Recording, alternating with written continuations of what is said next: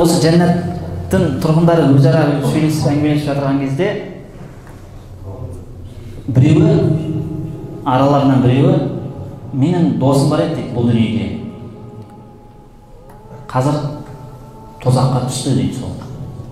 Екеуміз бұл дүниеде жүріп сөзге келісе алмай қалатын едік дейді. Ол айтады, о дүние жоқ, ақырет деген жоқ, тозақ деген жоқ, сен қайдағыны айтпа дейді. Ал мен оған айтатын едім, дағуат қылатын едім, ей бауырым, Алладан қорық, ақырет бар, ертең өлеміз. Ал ол болса жоқ, өлеміз де сүйек болып жүріп қаламыз, қайтадан тірілу деген жоқ, сен қайдағыны айтып жүрсің деп маған қарсы айтатын еді дейді.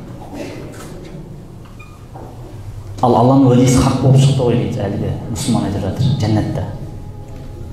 Менің жағдайымды қараңдар, енді әлгі бауырымызды қараңдар дейді, қазір тозақта азапталып жатыр дейді. Сөйтіп, бұлар не істейді? Кеттік бар тозаққа, бұл жаңағы бауырымыздың жағдайын біліп қайтайық дейді. Сөйтіп, жәннаттықтар тұрады да тозаққа қарай барады.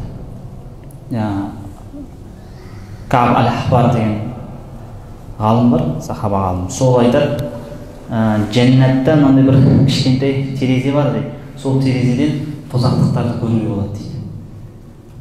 Сол әлгі жәннаттықтар барып тозақтылардың жағдайын білейін деп қарайды әлгі терезеден. Сөйтсе, тозақтылардың миы жама-жем дейді, миы сүйіп ұрып жанып жатыр дейді, от шығып жатыр, түтін шығып жатыр.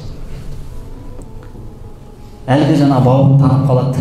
Ей, Аллахи, кеттелі түрдейін дейді. Жәннаттық тозаққы досына айтады да. Алла мен ант етейін дейді, сен мені мына тозаққа түсіре жаздадың ғой дейді. Сен мені тозаққа қыла жаздадың ғой, бұл дүниеде бір есінде ма дейді.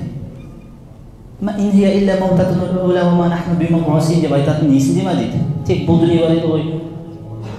Бір-ақ қана өлім бар, одан кейін біз ешкім тірілтпейді деп айтатын едің ғой, есінде ма дейді, жаңағы тозаққа бауырын айтып жатыр. Мен саған ергенімде дейді, сенің сөзін тыңдағанда сенмен бірге осы тозақта болатын едім дейді. Бірақ Алла мені өзі менімен құтқарып қалды дейді.